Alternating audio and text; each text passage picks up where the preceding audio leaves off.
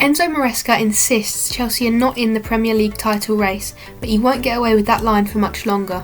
Chelsea are just 4 points behind leaders Liverpool and only play one of last season's top 10 across their next 7 Premier League matches.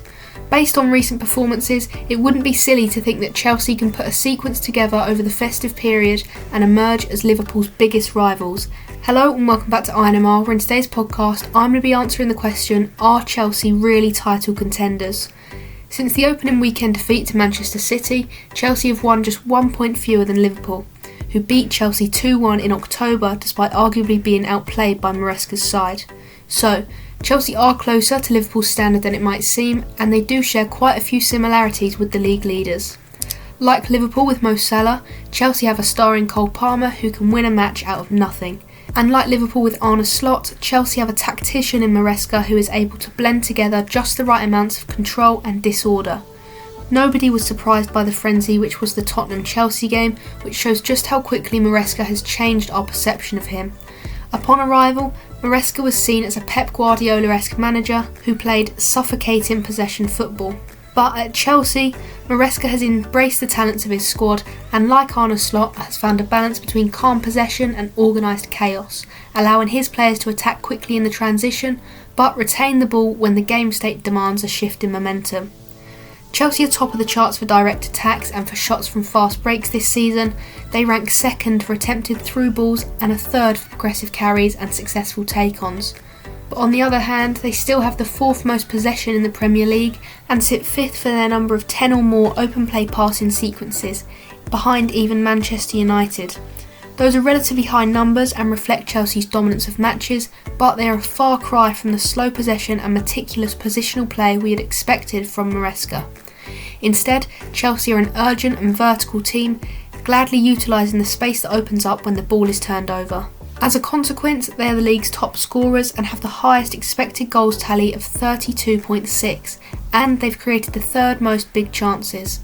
The greatest beneficiaries are Cole Palmer, who has 11 goals and 6 assists, and Nicolas Jackson, who has 8 goals and 3 assists.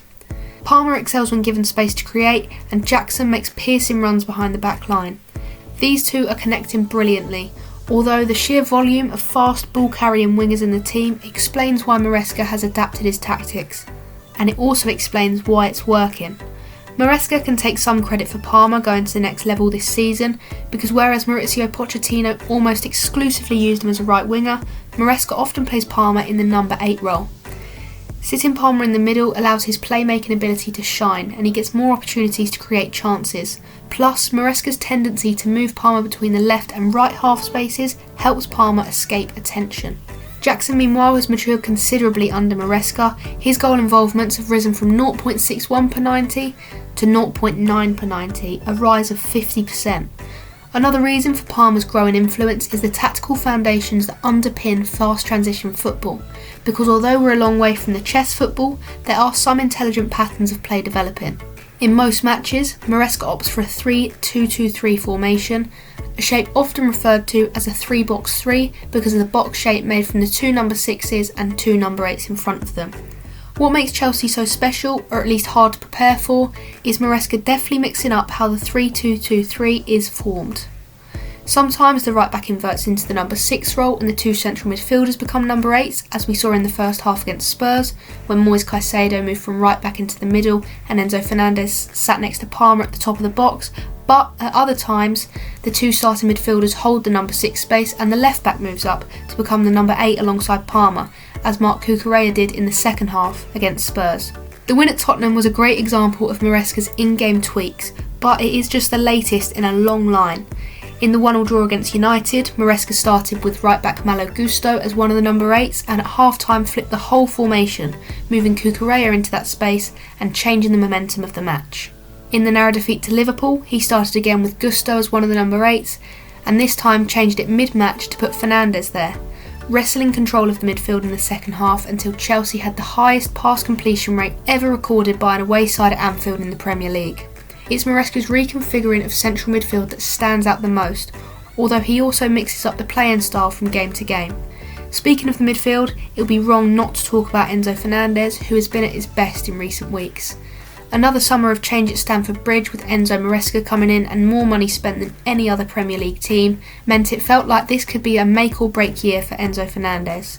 Having registered 1 assist and no goals in his first 13 appearances this season across all competitions, Fernandez now has 3 goals and 6 assists in his last 6 matches.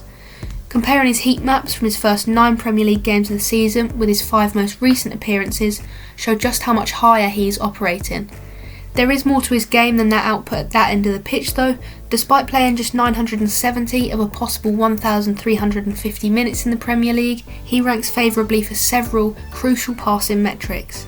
He has played the pass before the assist, also known as the second assist, more times than any other player in the league, while he also ranks 6th for the number of times he's played the pass before a chance has been created for a shot. His involvement in Chelsea's play isn't always finishing moves off, but his numbers prove he does a good job of helping get the most out of teammates further up the field. He also ranks 9th for through balls and 3rd for successful switches of play, with all 10 of his attempts finding their targets. Meanwhile, only Mo Salah and Cole Palmer have been involved in more open play passing sequences that end in a goal this season than Fernandez. Adjust those numbers relative to minutes played, and Fernandez is beating Palmer on a per 90 basis. He also works hard to win the ball, and when he does so, he often does something useful with it.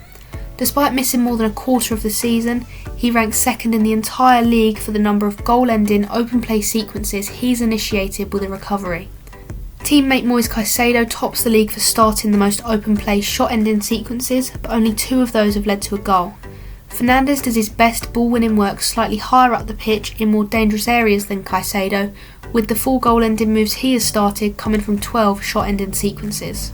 He is daring and incisive with his passes, always looking to break the lines. He's comfortable doing that from deep positions, sometimes happy to drop alongside the centre-backs, as he did with the pass against Southampton that took the entire midfield out the game, and then moments later, Noni Madueke came close to doubling Chelsea's lead. But the biggest difference in recent weeks is how comfortable he's looked receiving line-breaking passes between the lines. Defensive errors were nearly their undoing, but Chelsea ended up creating more than enough to win the game. The 4-3 final scoreline arguably flattered Spurs. Most notably for me, against Brighton when they won 4-2, Chelsea hit lots of long balls over the top of Fabian Hürzeler's high line. In direct contrast, in the draw with Arsenal, Maresca's side repeatedly refused opportunities to attack directly, recycling the ball to stay safe. And that was the only match this season where Chelsea didn't attempt a single through ball, as they recorded their lowest progressive passing distance to date. Maresca has had an enormous impact already through his variety, detailed coaching, in-game tweaks and embracing a transitional game. Speaking to Sky Sports after the Tottenham match, Maresca said that Chelsea weren't ready to go for the title. He said that Arsenal, City and Liverpool probably wouldn't slip like Cucurella did. He said, "So for me, we're not ready. We're far from these teams." It was a good point because although Arsenal and City in particular have made mistakes this season, Chelsea are more prone to outright slips, and Cucurella's early errors against Spurs was symptomatic of a rawness and occasional disjointedness that can undermine this young team. Chelsea have made 16 errors leading to a shot, the second most in the league behind Southampton, and have conceded an XG of 21.97 this season, which is more than 10 other Premier League clubs. Questions have been asked about the quality of Chelsea's goalkeeper and leading centre-back, and it's fair to say they don't possess the equivalent of an Alisson or a Virgil van Dijk. But of great significance is Chelsea's immaturity. Their starting 11 has an average age of 23 years and 234 days, which is a full 2 years younger than anyone else this season. Youth brings errors, emotional performances and a lack of title-winning skill when approaching the finishing line, which is why the youngest Premier League champions ever had an average age of 25 years and 250 days.